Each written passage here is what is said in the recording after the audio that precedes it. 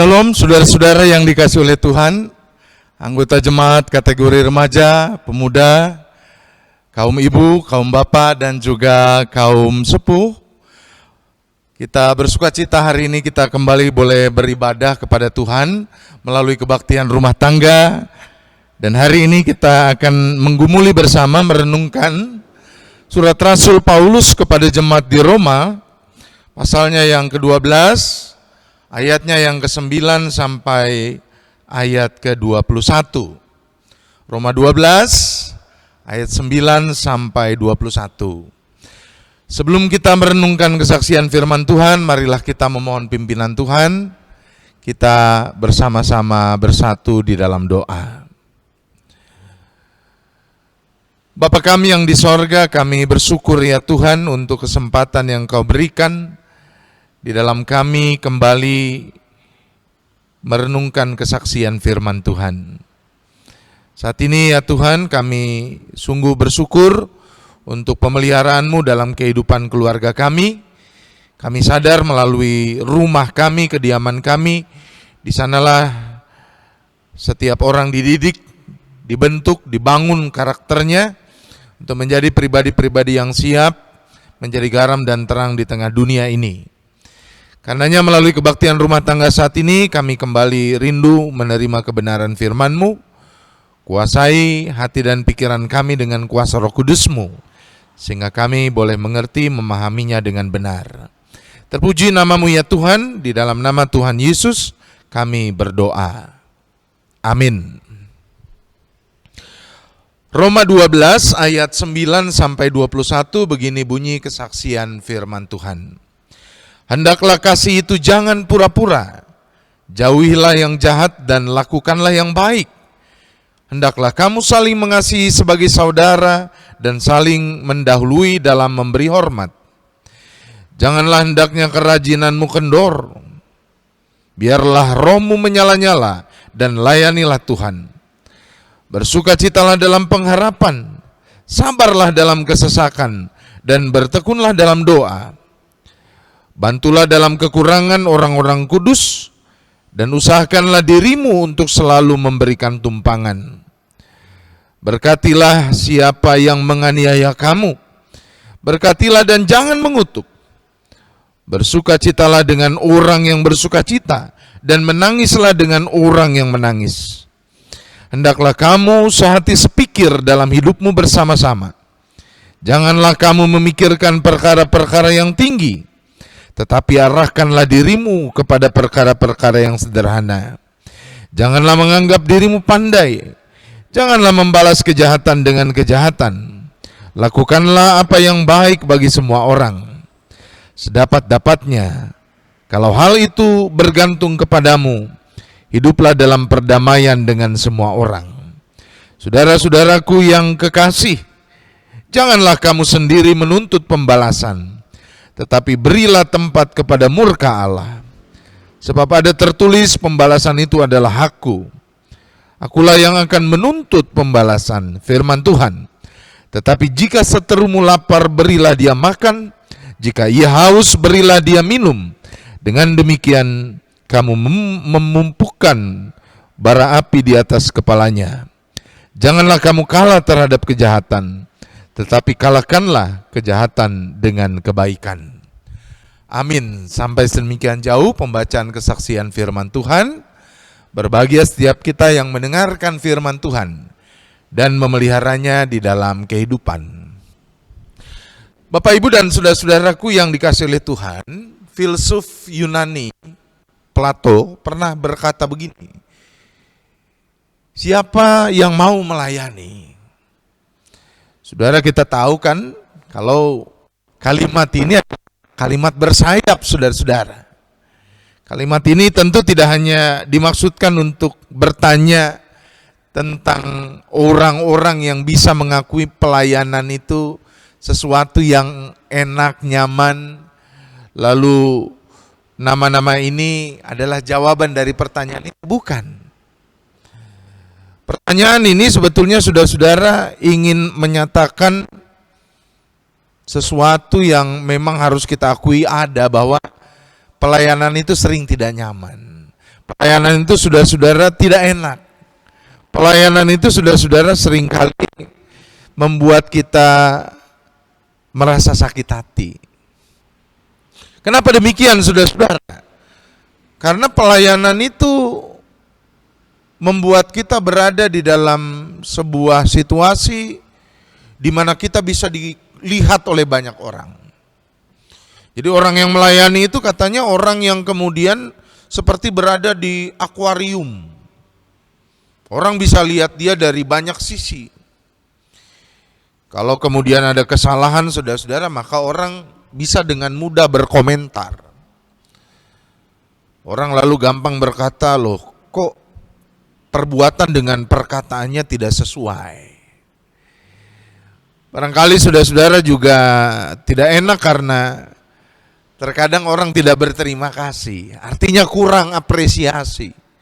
Orang kurang bisa menghargai apa yang telah menjadi kerja keras kita di dalam pelayanan.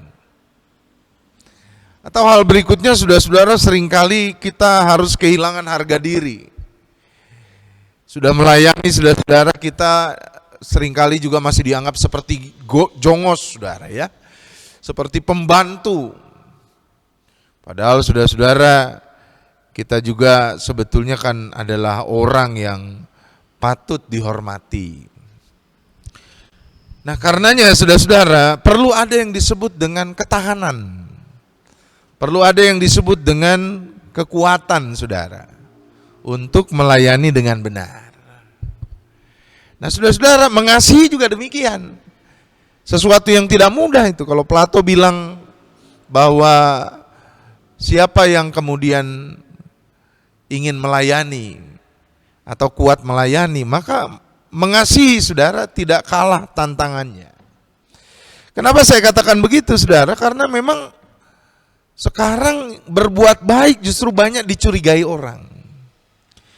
Coba saudara-saudara, kalau dalam sebuah perjalanan, misalnya saudara naik bis umum, lalu orang di sebelah saudara memberikan misalnya minuman tertentu, saudara kan malah takut itu.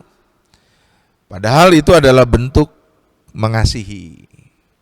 Atau misalnya saudara-saudara, suatu kali ada orang yang melihat saudara berjalan kaki sendiri, lalu dia menawarkan tumpangan. Maka saudara cenderung kan kita gelisah. Kita khawatir jangan-jangan ini orang jahat yang mencoba untuk mengambil harta benda yang kita bawa misalnya. Jadi melayani tidak mudah, mengasihi juga bukan sesuatu yang sederhana. Sulit. Harus membuat kita keluar dari zona nyaman kita. Harus membuat kita seringkali kehilangan harga diri. Harus membuat kita seringkali siap menjadi pribadi-pribadi yang kurang mendapatkan apresiasi atau penghargaan. Nah, saudara-saudara, surat Rasul Paulus kepada jemaat di Roma ini memang berbicara tentang kehidupan orang-orang percaya secara nyata. Jadi surat ini sebetulnya bukan surat yang berisi katakanlah pemikiran-pemikiran yang terlalu tinggi untuk dijangkau. Dia berbicara tentang kondisi real, bagaimana orang percaya harus hidup di tengah tantangan. Dan ciri orang percaya, ciri orang Kristen itu harus ada, yaitu yang pertama melayani dan yang kedua mengasihi. Ini dua hal yang pasti tidak bisa dipisahkan.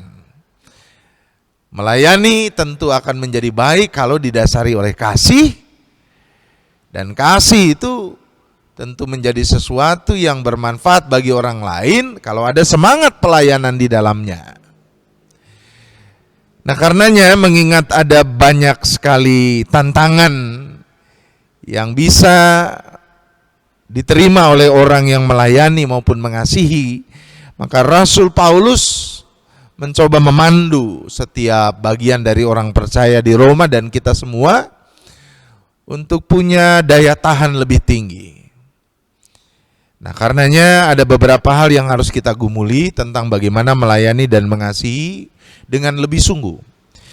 Yang pertama, Bapak, Ibu, dan saudara-saudara, melayani dan mengasihi lebih sungguh itu bisa dihadirkan kalau tidak transaksional. Jadi kalau kita masih melayani, mengasihi, mengharapkan orang lain nanti juga akan melayani dan mengasihi, maka siap-siaplah sakit hati. Tapi kalau melayani, mengasihi dengan tulus, kita siap sekalipun orang lain tidak melakukan hal yang sama seperti kita, maka pelayanan dan kasih yang kita tampilkan akan bisa kita hadirkan dengan terus-menerus.